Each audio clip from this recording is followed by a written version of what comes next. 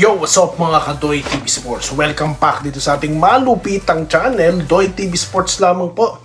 Alright, ating pag-uusapan, wala na po tayong pag-uusapang iba pa kundi ang bakbakang Phoenix Ginebra at San Miguel, rain or shine. Alright? And of course, ito po, i-announce ko na ang survey natin. Okay?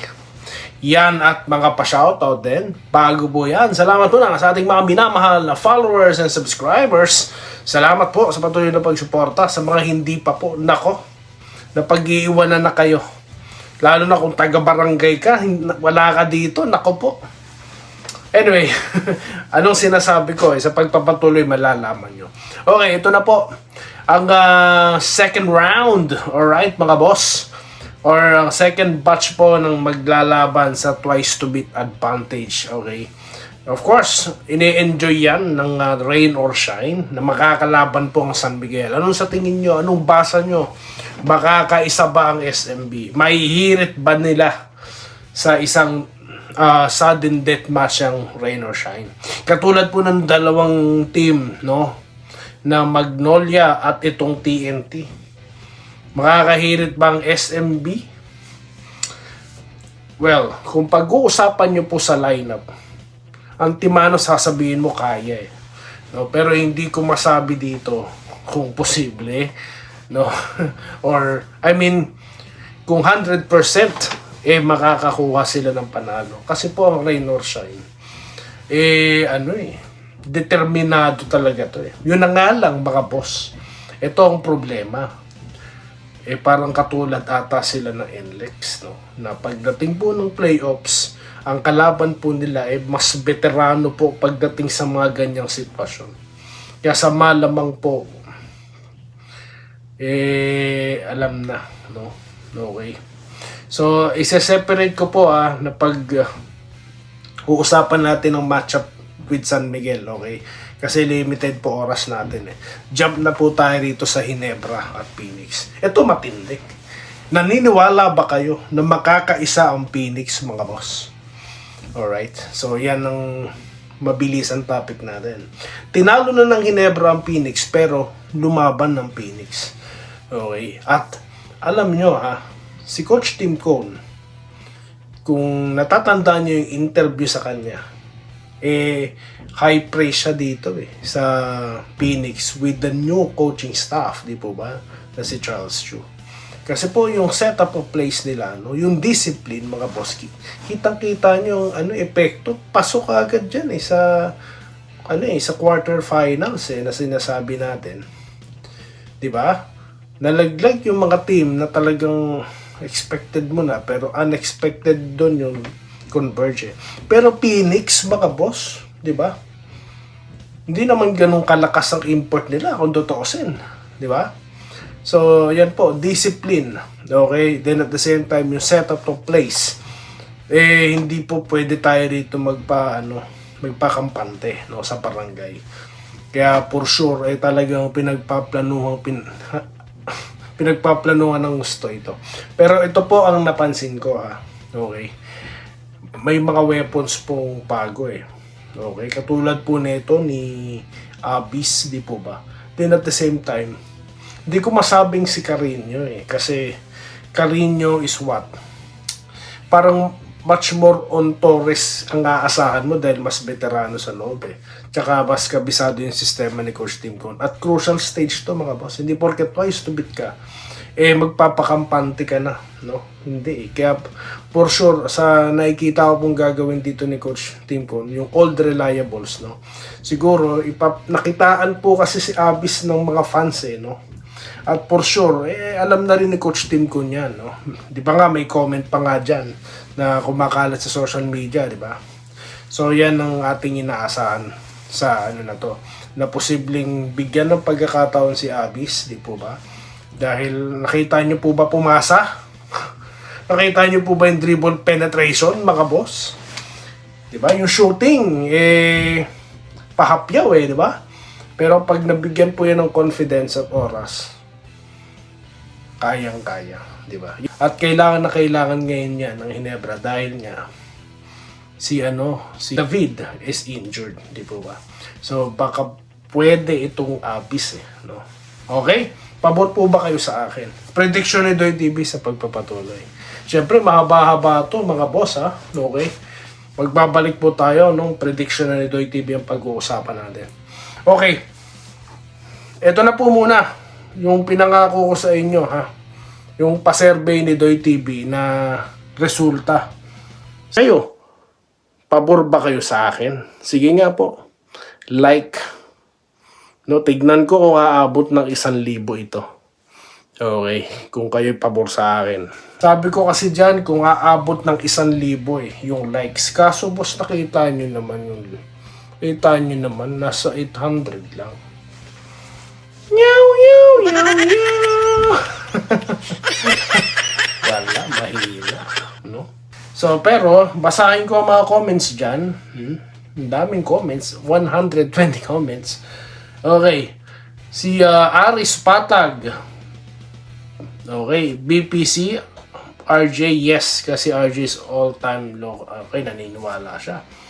Si, ano to? Chinese ata to. Korean.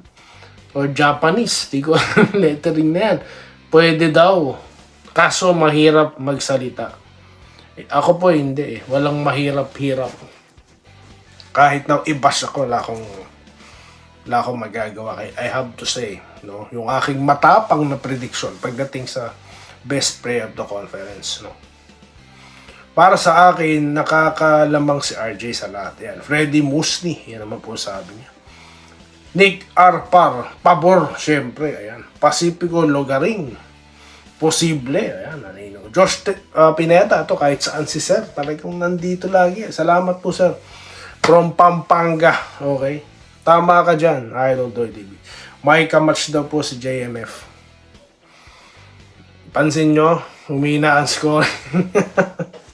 Baka naman po magalit sa akin ang mga fans ni Abay. Ha? Hindi po ha. Okay, Abay yan ha. Abay. Kaya magagalit ha. Kung papasok sila, pwede kung makapasok SMB, JMF yan. Okay. Bihira na lang ang naging BPC kahit nakapasok sa finals. Dati si Stand nasa Northport. Di sila nakapasok sa finals pero siya pa rin ang hinirang. Talaga, Senki Santos. George Espanola, ang sabi niya rito, yes, agree daw po siya sa atin. Vincent Napa, good day kabayan doy. RJ at Brownlee daw, winner, ano. Para sa akin, kung sinong team ang makapasok sa finals, doon kukuha ng best import. May nag-reply sa kanya. Si Nick Par at si Sir Siegfried, mga active followers. Ito po si Sir Raymond Naval Iglesia. Ayan, sir, ito si Sir, matagal na itong nagko-comment sa atin. Okay, 100% daw po, deserve nila yan. Sana tuloy-tuloy magandang performance. Alvin Garay, si Justin Brownlee ang magiging best import, ba? Best player of the conference naman daw si RJ. Okay. So, alam nyo, may tawag dito, may sinasuggest sa akin si Facebook or si Meta. Sabi niya kung ipopost ko daw sa mga groups, no, yung mga ganitong klase ng post, yung survey, marami daw pong makaka-capture, no, na reaction. Kaso, hindi na po kasi ako pumapasok sa mga groups. Si Doy TV po hindi pa pumapasok sa mga groups. Kasi po, yung ibang mga groups dyan, puro kabalbalan din naman po ang Nagpo-post ako sa kanila, ang tagal bago i-approve nung araw. Tapos yung mga kabalbalan na post, automatic allowed sa kanila.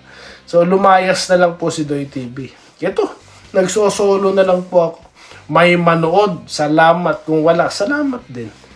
Sabi ko naman sa inyo, trip-trip lang ito. Dumami yung followers. Di parang nagkaroon po ako ng obligasyon talaga sa inyo na ito. Maghimay tayo, no? Ibulat ko kayo, yung mga kabalbalan diyang fake news na ibang vlogger, expose natin. So, yun na tayo. Tapos pag-usapan po natin, no, ng may kamalayan. Hindi po ng, kababawang pag-iisip. Di po ba? Yung mga bagay-bagay. Patungkol po sa basketball, Philippine basketball. Okay? So, kung kayo kasama sa mga group, pwede nyo pong i-post ito sa mga group, no? Na makilala din po tayo ng ilang mga fans dyan Di po ba? Kung totoo ba talagang yung miyembro nila ay talagang miyembro talaga. Baka naman hindi rin. No, iba dyan, 20,000, 50,000, nasa 100,000, ano pa sila yung mga members Pero, ewan ko lang Anyways, Gary Balasi, depende yan kung sino makakapasok sa semis. O kaya Barrientos daw ni Catalino Tambun, Susaya. Bakit sir? Di ba sinabi ko na dito, bago pa po magsimula, ito pong Commissioner's Cup. Di ba pinaridig ko na sa inyo? Maaga pa lang nagsabi na ako, magkikita-kita rin tayo sa finals. Di ba sinabi ko yon? So, semifinals. Sa finals nga po yung sinasabi ko No?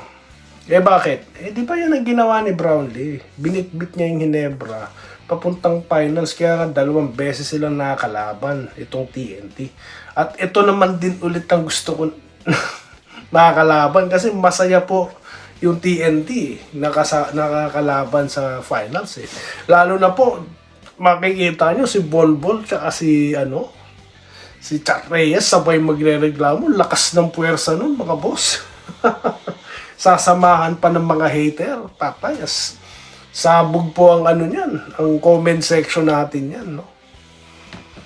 Kaya excited na ako. Anyway, so yan po Tuloy natin ang pagbabasa. Marvin Gapilan, depende siya pala nagsabi niyan. Dapat kasi ang score ang basehan sa pagpili. Okay. Sabi naman niya ni Alex Aspiras, Bandoy Peralga. O naman idol, panoramic daw siya. Okay. RJ Brownlee, Alvin Lopez. Yan po. Ronald Pagaduan. Si Pajardo nasa 16 points lang average after elimination. Mas mataas pa si RJ. Ayan, gumagamit ng stats si sir. Masyado pang maaga para malamang. Hintayin natin kung sino ang aabot sa finals. Doon tayo manghula. Malapit na sa... Okay naman po yan. Wala naman pong problema dyan. Sa mga hindi po nabasa, itutuloy ko ang pagbabasa. Dahil yan po ay effort nyo.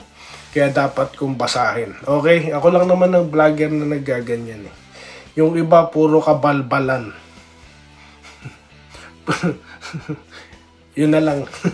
Salamat po sa inyo lahat. At magkikita pa po tayo sa susunod na video content. Dito lamang sa mas pinalakas na Doy TV Sports. Muli, maraming salamat sa patuloy na panonood guys. Salamat po. Mag-iwan po kayo ng like. Like. Salamat po sa panonood. Subscribe na para sa mga susunod na basketball at boxing videos.